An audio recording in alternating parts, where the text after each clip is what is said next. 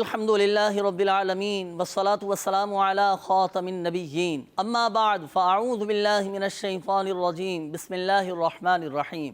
مدنی channel کے ناظرین، آج انشاءاللہ الکریم جس مسجد کے بارے میں ہم آپ کو بتائیں گے اس مسجد کا نام ہے مسجد نمرہ، اور مسجد نمرہ یہ میدان عرفات میں واقع ہے، جہاں 9 ذو الحجۃ الحرام کو حج کا خطبہ پڑھا جاتا ہے۔